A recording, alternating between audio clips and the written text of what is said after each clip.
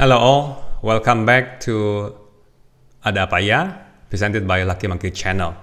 Ini adalah video mengenai Rich Life for Millennials Part 3 yang terakhir ya.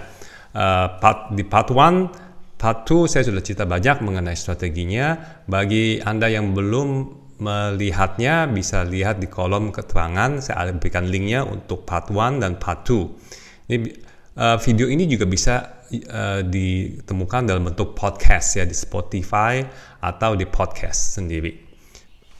Oke, yang Part 3 ini ya, apa sih strateginya untuk Rich Life for Millennials? Yang pertama saya sudah ceritakan, kita harus tentukan definisi dari kaya itu. Yang kedua adalah bagaimana meraih kekayaan itu dan harus dapat berapa income-nya ya. Terus yang hal yang ketiga adalah ya harus kerja apa untuk dapat seperti itu ya, apakah harus berbisnis, apakah harus bekerja dulu sebagai profesional. Di part 2 saya jelaskan bahwa kita income itu boleh bikin rencana, tapi diraih apa enggak itu kan masalah lain ya. Tapi yang paling bisa kita kontrol adalah uang yang telah kita terima, dan yang bisa kita kontrol adalah expenses ya. Karena saya melihat millennials dan generasi lebih muda itu mereka tidak bisa memegang uang. Jadi udah masuk keluar lagi, bahkan utang lebih besar. Sehingga kontrol lah ya strategi seperti apa bisa nonton di part 2 dari Rich Life for Millennials. Di Rich Life for Millennials part 3 yaitu yang the finale episode ya. Saya akan memberikan beberapa tips dan juga share bahwa ya suatu saat pasti Anda akan merasa suatu kondisi yang stuck, yang stagnant ya. Karena sudah tercapai hidup yang Anda inginkan, keluarga seperti sudah ada, ya bahagia, tapi kayaknya nggak kemana-mana ya. Nah inilah fase growth phase part 3. Ini adalah yang menentukan untuk masa depan selanjutnya. Growing itu memang banyak nggak enak ya. Growing itu bukan yang sesuatu yang enak. Yang dinamakan growing adalah menerima tantangan baru, new challenge. Terus sehingga harus Anda melakukan beberapa adjustment yang memang awal tidak enak, tapi akhirnya jadi lebih mencapai kepuasan. Dalam fase 3 ini Anda harus tentukan ya, yaitu challenge yourself for higher purpose. Kalau sebagai seseorang ya dalam hidup kita bisa memilih, kita mau berkarir sebagai profesional atau berkarir sebagai entrepreneur, pengusaha. Ya kalau sebagai profesional, buatlah rencana untuk mencapai sebagai CEO ya. CEO mungkin pertama dari perusahaan yang kelas menengah, setelah itu bisa loncat ke perusahaan yang besar. Karena apa? Karena disitulah tantangannya, disitulah growing phase-nya ya. Jadi bukan CEO di satu tempat lama gitu. Jadi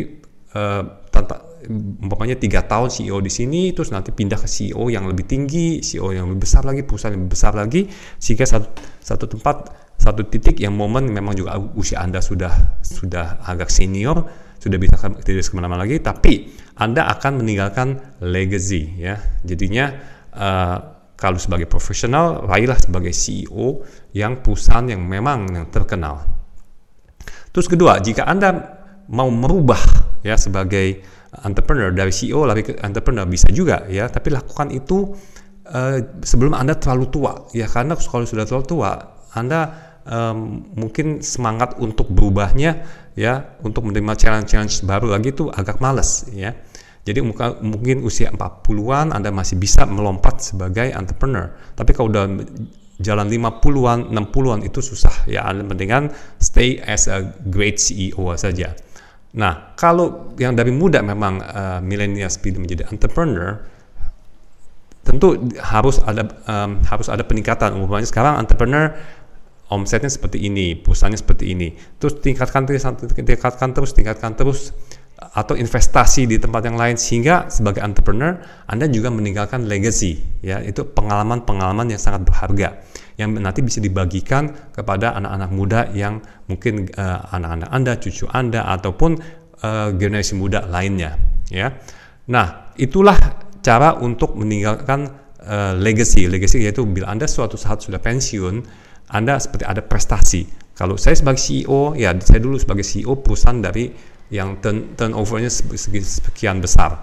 Atau Anda sebagai entrepreneur, oke, udah suatu saat Anda nggak mau jadi entrepreneur lagi, sebagai investor saja, menikmati hasil, Anda bisa cerita bahwa saya sebagai entrepreneur terakhir melakukan seperti ini.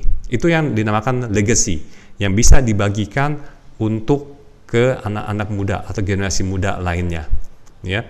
Jadi inilah video terakhir dari Rich Life for Millennials.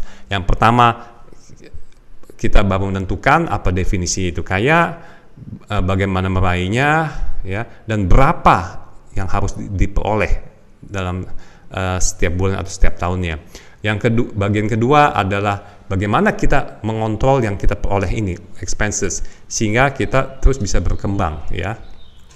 Yang ketiga adalah bagaimana memilih jalur yang terakhir untuk meninggalkan legacy, bahwa kita sebagai manusia harus meninggalkan sesuatu yang berguna juga, yang kita sehingga ada fase berkembang, ya. Jadi dengan 3 video ini saya harapkan Anda yang masih kelompok millennials ataupun yang lebih muda lagi generation Z, ya, bisa memulai rencana lebih awal sehingga akhirnya meninggalkan legasinya itu dapat diraih dengan baik. Semoga series 3 video atau podcast mengenai Rich Life for Millennials ini dapat berguna dan Anda dapat dapat menarik intisarinya. That's it for now, and thank you for listening. All is well. Bye.